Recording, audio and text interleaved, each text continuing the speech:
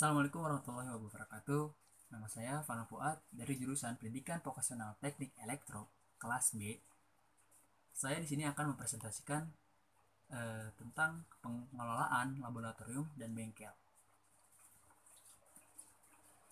Pengelolaan laboratorium dan bengkel itu terbagi menjadi 8 bagian, yaitu ada manajemen operasional, manajemen perbaikan berkelanjutan, pendekatan JIT atau just in time, total productive maintenance atau TPM, pengembangan sistem laboratorium dan bengkel berbasis komputer, pengembangan model CIMAF, manajemen perawatan fasilitas, dan terakhir manajemen penataan fasilitas laboratorium dan bengkel.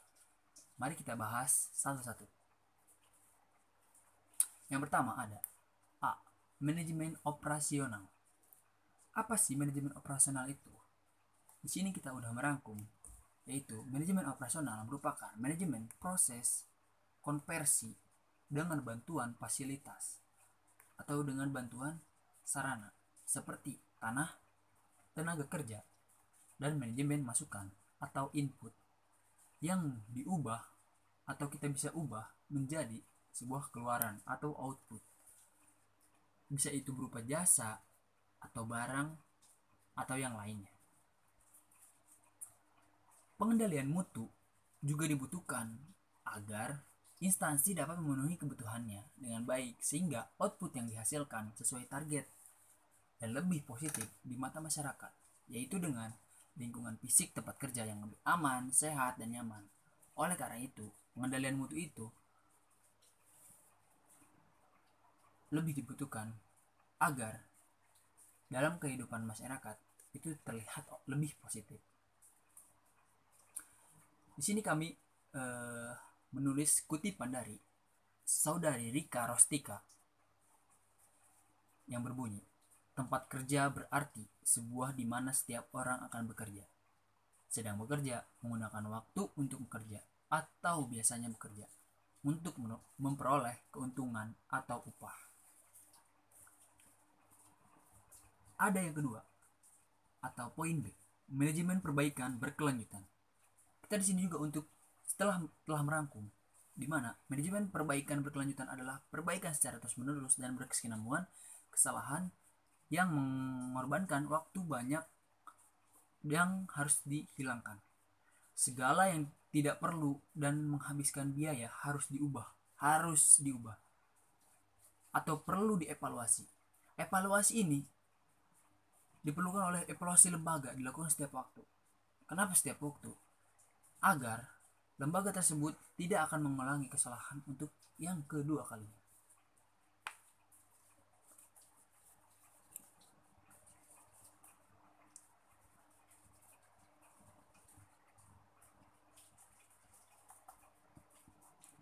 Di sini ada poin pertama, perbaikan, perawatan, dan inovasi. Poin pertama ini lanjutan dari manajemen perbaikan berkelanjutan. Perbaikan dapat dibedakan sebagai manajemen perbaikan berkelanjutan dan inovasi. Manajemen ini bersifat hanya perbaikan kecil yang berlangsung secara terus menerus begitu. Sedangkan inovasi merupakan perbaikan secara drastis, secara singkat, sebagai hasil dari investasi sumber daya yang berjumlah sangat besar. Yang kedua ada orientasi proses atau sebuah hasil. Perencanaan manajemen perbaikan berkelanjutan seperti VDCI atau Plan Do Check Action. Merencanakan, melakukan pengecekan dan aksi atau langsung terjun ke lapangan seperti itu. Ada yang kedua CDCI, Standardize, Do Check and Action. Standar itu disebutnya pengecekan standar lah, standarisasi, bergerak, pengecekan dan langsung melakukan aksi. Ada QCD, Quality Cost Delivery, kualitas, harga, dan pengiriman. TQM, Total Quality Management, hasil atau total yang telah dikumpulkan, kualitas yang memang harus dicek. Dan manajemen perencanaan, ada JIT, just in time, hanya sebuah waktu. TPM, total productive maintenance. Yang PDCI atau CDCI. Pada siklus ini berkaitan dengan penerapan diri dari rencana tersebut. Siklus PDCI berputar secara berkesinambungan, yang berarti itu adalah secara berkaitan. Ada di sini mengutamakan kualitas, karena kualitas dalam industri itu harus dipentingkan. Jika kualitas dan pelayanan tidak memadai, itu bakal merugikan industri itu sendiri. Berbicara dengan data, jika kita memecahkan suatu masalah tapi tidak dengan diskusi, maka permasalahan data tersebut tidak akan selesai. Yang keenam, ada proses berikut adalah konsumen. Perbaikan kelanjutan yang berorientasi pada individu dimanifestasikan dalam bentuk saran, di mana seseorang harus bekerja lebih pintar bila tidak mau bekerja keras. Pendekatan GIT, konsep ini gimana ya? Di mana bahan baku yang digunakan untuk aktivitas produksi didatangkan dengan pemasok atau supplier yang tepat. Yang tepat di sini adalah tepat pada waktu bahan itu dibutuhkan, karena proses produksi itu sangat diperlukan. Jika supplier itu terlambat, maka proses produksi akan terhambat. Di sini ada manfaat GIT. Siklusnya itu ada di sini ya. Mungkin sesingkatnya itu adalah mengurangi penyimpanan, mengurangi persediaan bahan yang belum diperlukan, sampai dengan siklus yang ada di sini. Itu sistem GIT ini menggunakan full system, artinya mengandalkan informasi dari pelanggan. Ada total productive maintenance. Bidang produksi sudah lama memiliki sistem manajemen. Ketika orang belum memperhatikan bagaimana cara mengatur bidang perawatan, karena dia hanya dianggap sebagai penunjang yang perlu diatur lebih cermat. Setelah teknologi permesinan menjadi lebih rumit dan kapasitas produksi yang dimiliki pabrik semakin besar, mulailah terasa ketidakmampuan mesin tersebut.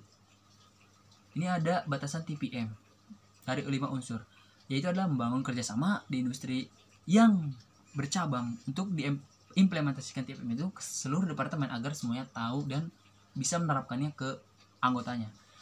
Yang ada pendekatan lapangan, membangun organisasi. Organisasi mungkin itu memudahkan kegiatan zero loss. Karena apa? Dalam suatu kegiatan itu akan timbul suatu kerjasama atau kekeluargaan. Ini ada melibatkan setiap individu dari pimpinan. Nah, di sini ada faktor-faktor yang harus diperhatikan dan mempertimbangkan untuk menetapkan jadwal pemeliharaan adalah sebagai berikut. Tingkat kerumitan pemeliharaan itu perlu sangat diperhatikan. Jadwal perkiraan waktu pemakaian, terutama ini. Tingkat pemeliharaan yang harus dilakukan, kartu riwayat peralatan, history card, kemampuan personil pelaksana pemeliharaan. Nah, kemampuan personil ini harus sangat diperhatikan karena itu menyangkut paut dengan hasil produksi. Dengan pemeliharaan darurat atau emergency maintenance, ialah pemeliharaan yang dilakukan di luar program pemeliharaan karena terjadi suatu emergensi atau kecelakaan, atau bisa disebut human error atau barang cacat. Yang ada pengembangan sistem laboratorium dan bengkel berbasis komputer. Adanya sistem berbasis komputer tersebut, informasi fasilitas perawatan, biaya, serta data detail fasilitas tersebut dapat tersimpan dan perawatan fasilitas dilakukan lebih terjadwal sesuai dengan data perawatan yang telah dimasukkan ke dalam basis data. Jadi jadwal yang sudah ditetapkan atau ditentukan itu sesuai jadwal jadinya. Jadi tidak supaya teratur, tidak acak-acakan. Jadi si alat tersebut atau fasilitas tersebut jadi aman jika teratur dengan baik dan dipelihara dengan baik. Begitu. Ini ada modul-modul SIMAF atau SIMAP, yaitu adalah modul yang pertama itu modul fasilitas inventory, equipment register. Ada yang kedua ada modul consumable goods. Yang ketiga modul fasilitas maintenance. Yang F, pengembangan model SIMAP.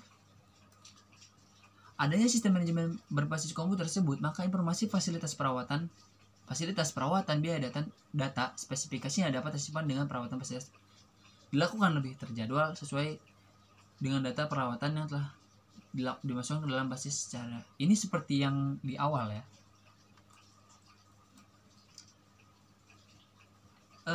Di sini ada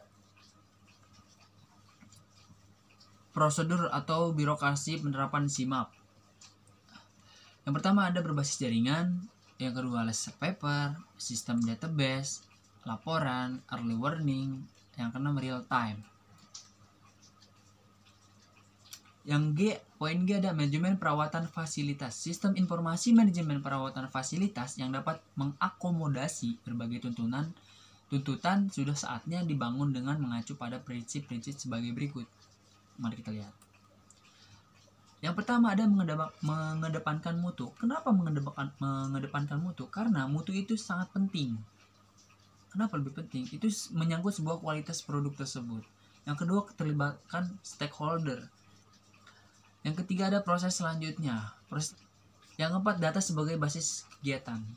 Manajemen mutu. Nah, ini perencanaan sebuah mutu. Itu menyangkut lagi kepada kualitas. Yang poin pertama mengedepankan mutu. Seperti itu. Mayoritas SMK responden telah menerapkan sistem perawatan fasilitas dengan pendekatan konvensional seperti hasil kajian tersebut di atas. Di sini ada kelemahan pengelolaan fasilitas di atas. Kelemahan mayoritas SMK responden itu antara lain bersifat responsif dan reaktif. Artinya, jika terjadi kerusakan, baru bertindak untuk memperbaiki atau membeli lagi. Jadi belum memiliki kebudayaan pencegahan kerusakan dengan perawatan dan penataan. Maka sebaiknya jika kita memiliki sebuah kualitas pada industri, itu sebaiknya dijaga dan dicegah kerusakannya. Karena apa? Lebih baik mencegah daripada untuk memperbaiki setelah rusak. Seperti itu. Ada poin H, manajemen penataan fasilitas laboratorium bengkel. Produktivitas kerja praktik antara lain adalah